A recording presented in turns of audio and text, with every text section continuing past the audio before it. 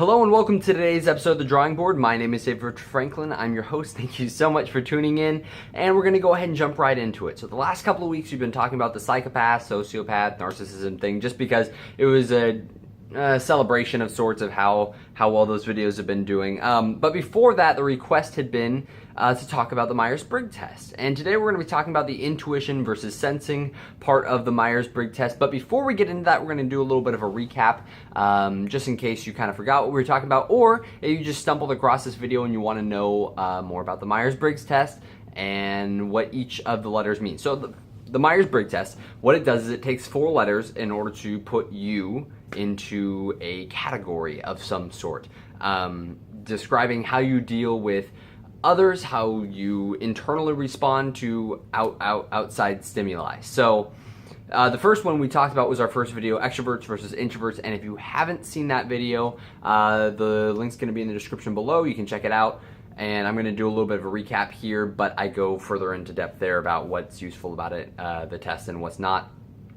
So anyway, intuition versus sensing, we're going to get to that. The first one, you're going to have 4 different letters here. The first one's going to be extrovert versus introversion. The second one is going to be intuition versus sensing. The third one's going to be thinking versus feeling. And the last one's going to be judging versus perceiving. And today we're going to be talking about this one. We're going to be talking about, didn't want to flip off the camera there, we're going to be talking about intuition versus sensing. Now, I'll admit this one's a little bit harder for me to relate to. The extrovert versus introvert thing, it's, I have my introverted moments, even though I tend to classify as being an introvert. That doesn't mean I can't tell you what the Meyers Briggs Foundation says about it. So the Meyers Briggs Foundation talks about sensing types as people who are very fact-based, very, this is what works, we're going to stick with it. If it's not broke, don't fix it kind of mentality. If they're ever presented with a problem, they're going to look at all the facts first before even attempting to solve a problem. When thinking about like the way to move forward in the future, again, it's a very if it's not broke, don't fix it sort of mentality.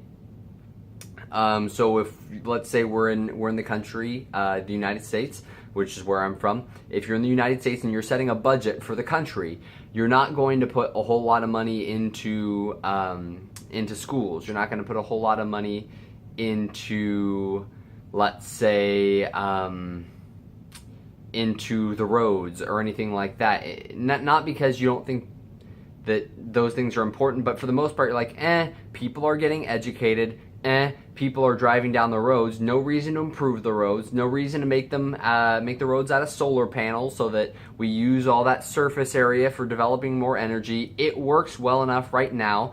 Don't waste your money on that. Use that money to get us out of debt. That sort of thing. If it's not broke, don't fix it. So that's kind of my impression of it. I'll go through the exact things that the Meyers Briggs Foundation says.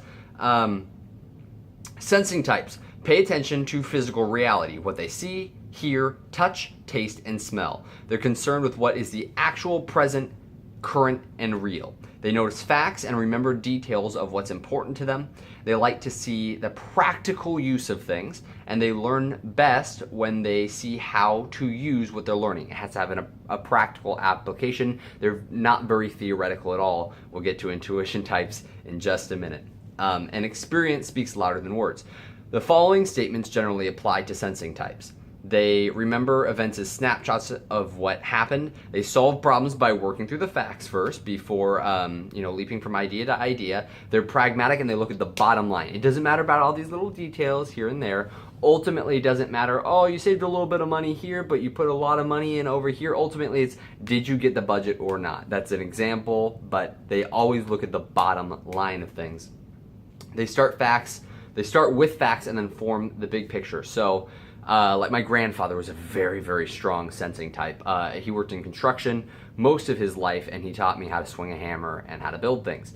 And I love my grandfather, but we thought differently on a lot of things. So, in this particular case, with these starting with facts and then form the big picture. If we're building a project, he's the kind of person who's going to go ahead and go, all right, let me set up, here's my workbench. Let me put this here, this here, this here, this here, this here, this here, this here, this here.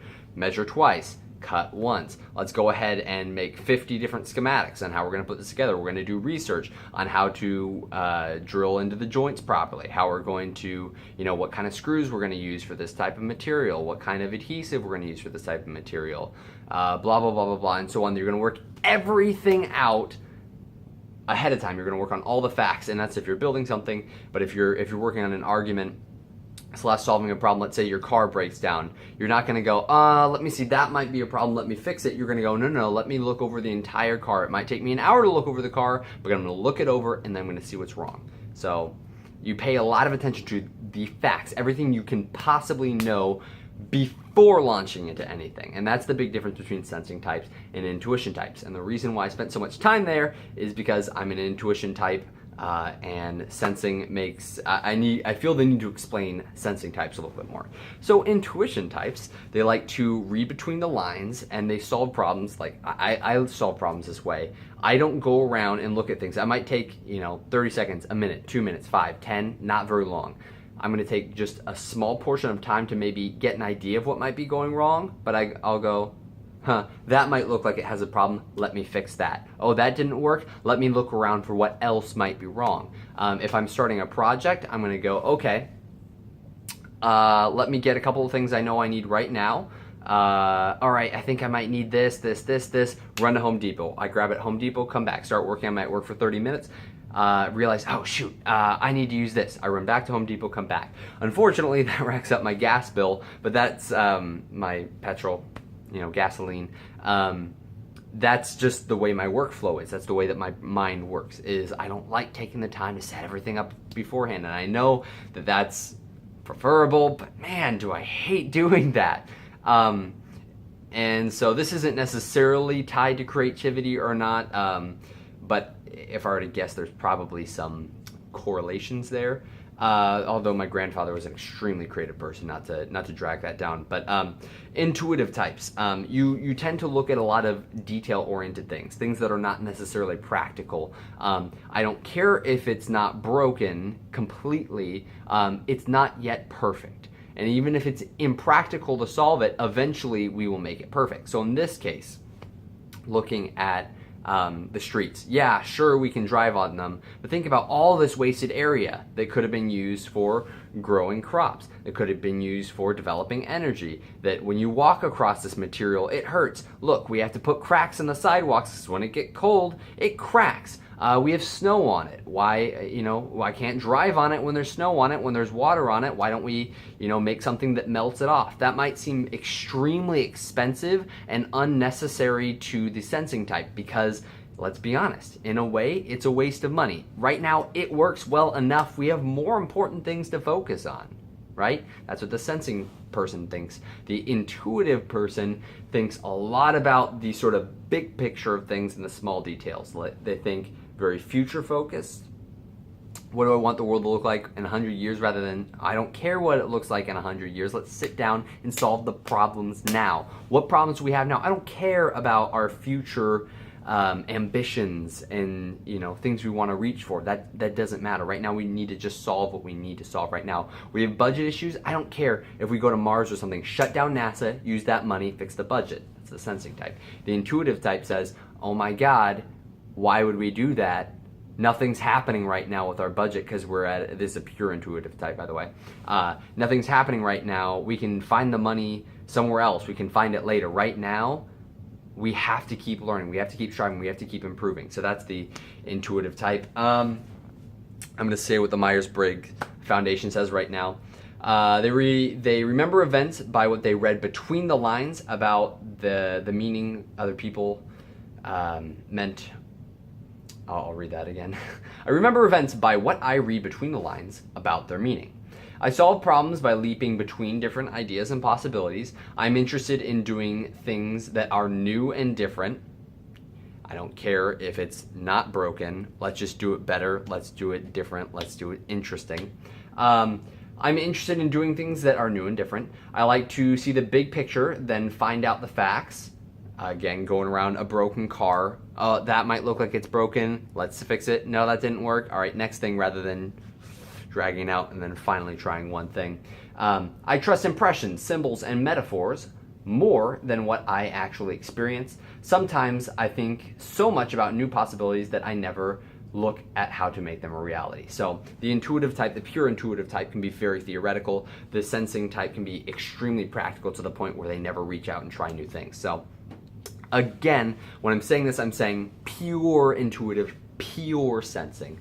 And the reason why I'm making a point of saying that is because when you take the Meyers Briggs test, it's going to give you a percentage of which trait you exhibit. So you could be a 100% extrovert, a 100% introvert, a 100% intuitive, a 100% sensing. Or you could be like me, you could be an 80% extrovert, which means I'm 20% introverted. Or I could be, I'm probably 70% intuitive, 60% intuitive, and a 30 or 40% sensing type. And that means you're gonna have a little bit of traits from both places. If you're coming in weaker, if you're at a 30% or below, you actually have a moderate to low to no preference over that particular type. So like for me, we're gonna get in the next videos, thinking and feeling, judging and perceiving. I have really, really weak differences, which means I exhibit a lot of traits of both, but I'm not pure one or the other. And in fact, I'm really not strong enough to be different either way. So anyways, I'm gonna go ahead and jump into the next video. I'm gonna be in the same shirt and everything, but it'll be up in a couple of days. We're gonna be talking about thinking versus feeling. We're gonna see you guys then. Thank you so much for tuning in, and I'm gonna do a little bit of a recap at the end of the thinking versus feeling episode, talking about the channel, some future videos, some things I actually want to ask of the viewers out there. But anyways, the video's gone long enough. Thank you so much for tuning in, and we'll see you later.